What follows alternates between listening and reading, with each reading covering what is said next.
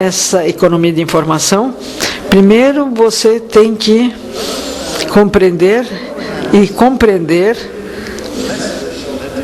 toda a mensagem que está circulando dentro da sua rede.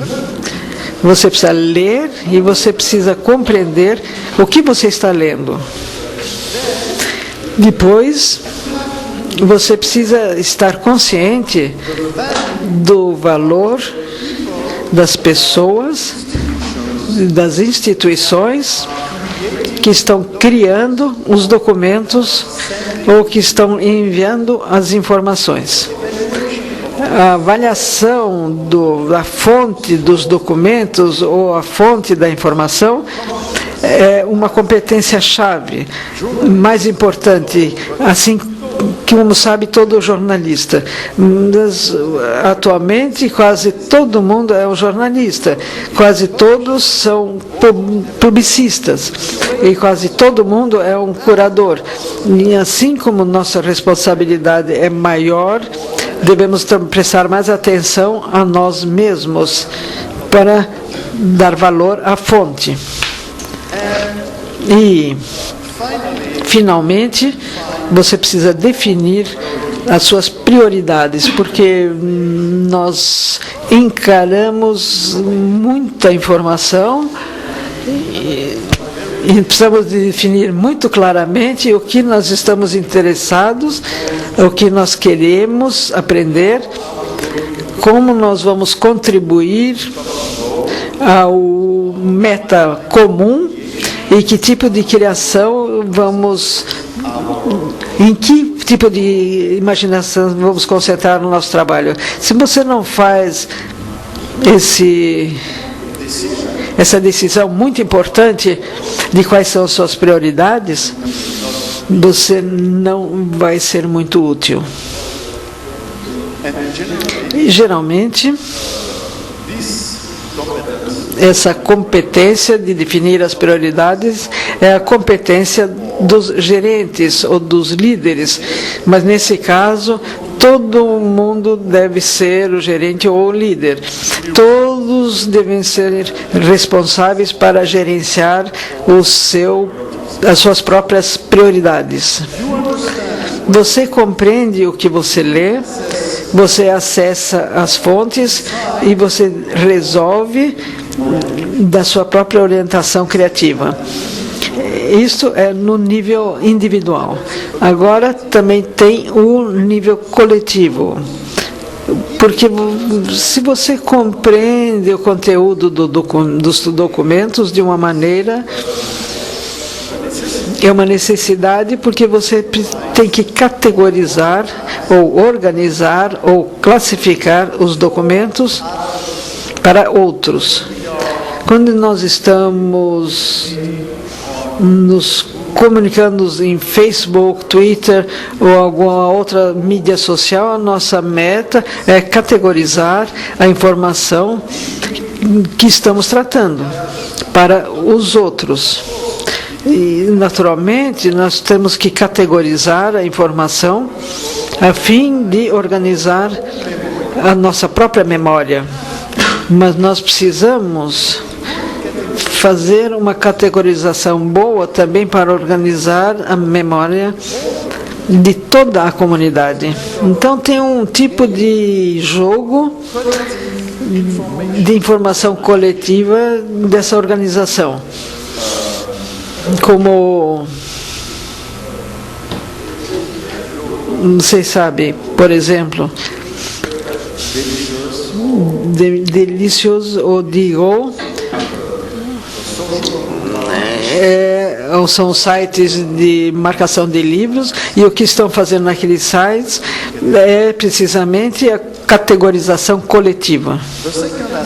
O segundo aspecto é a avaliação das fontes e, novamente, também é um tipo de jogo coletivo. Geralmente nós associamos nós mesmos às pessoas que têm a mesma sensibilidade por fontes especiais. E nós que gostamos dessa fonte de uma instituição, digamos.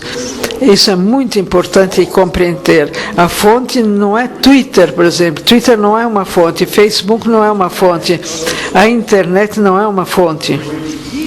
Durante anos e anos e anos, os jornalistas têm desinformado o público, tratando mídia social como fontes. Não são fontes, são redes de comunicação. A fonte é a pessoa ou uma instituição. Então, nós jogamos coletivamente um tipo de jogos emocionais onde a gente gosta disso e não gosta daquilo. Gostamos dessas fontes, não gostamos daquelas fontes. E, finalmente, tem uma invenção, um jogo coletivo de invenção onde produzimos a informação e categorizamos as informações, acessamos as fontes e produzimos a informação coletivamente. E fazendo isso, nós acumulamos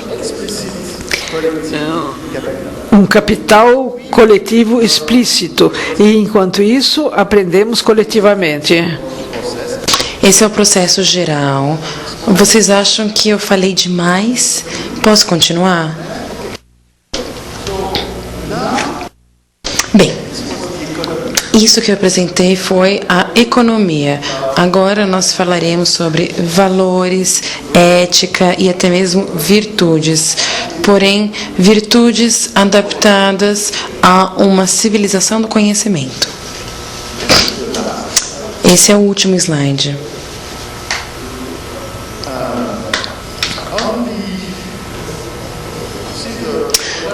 Vocês podem ver aqui a polaridade entre o virtual e o real. Aqui, essa é a polaridade entre a humildade, ou seja, a consciência dos limites, porque quando o conhecimento é o mais importante, é essencial de lembrarmos dos limites da validade do conhecimento.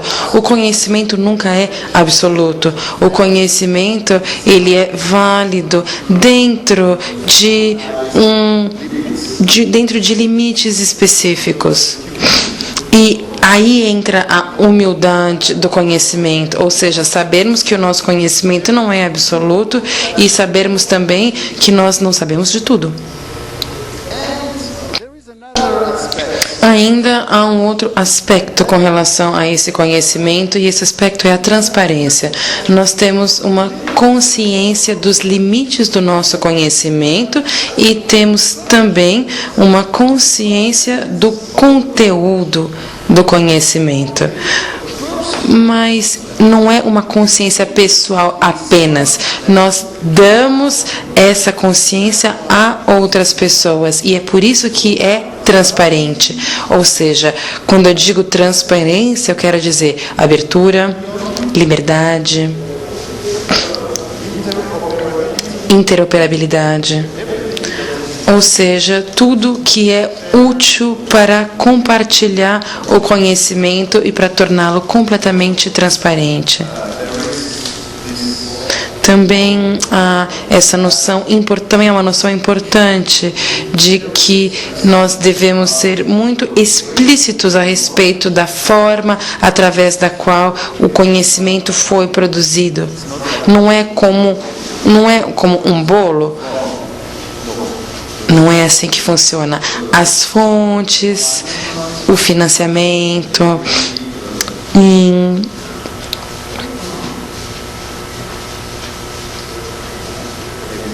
e toda circunstância de criação do conhecimento, tudo isso deve ser transparente. Então, com a humildade, nós temos primeiramente a autenticidade. A autenticidade significa que você não manipula os documentos, que não há plágio, que você não mente, coisas nesse sentido. Essa é a base da ética do jornalismo e de trabalhos acadêmicos.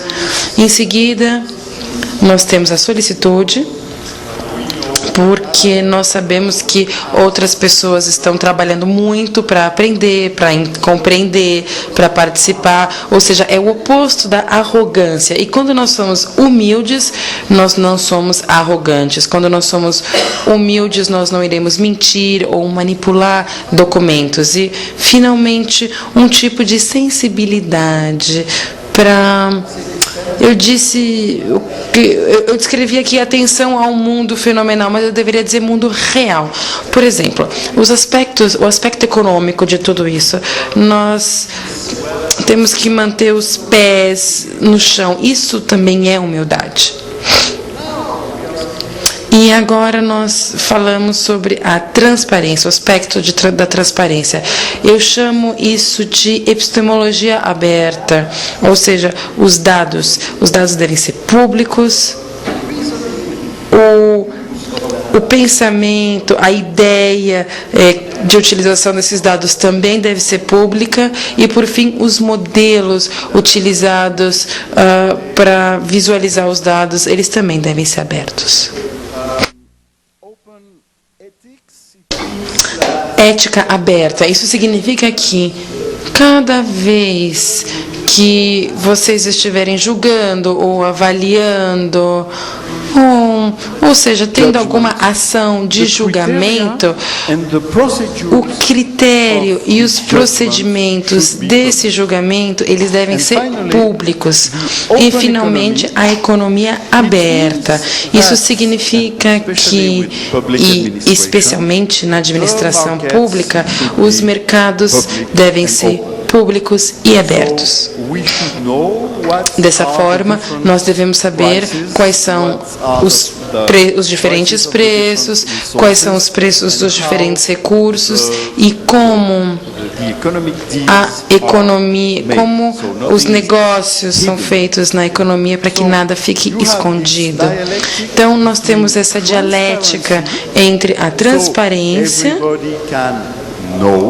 onde todo mundo pode saber, porque nós somos uma civilização do conhecimento, e a humildade, porque quando tudo é baseado no conhecimento, nós sabemos que há limites, pois o conhecimento nunca é absoluto. Bom, agora eu me aproximo do final dessa pequeníssima comunicação e há 3 noções básicas. A primeira é a inteligência coletiva, interação entre todos os tipos de redes, ações virtuais, etc. Economia de informação, onde há uma dialética entre o aprendizado pessoal e o capital público de conhecimento. E, finalmente, a ética da civilização do conhecimento, com uma dialética entre a transparência e a humildade. Obrigado.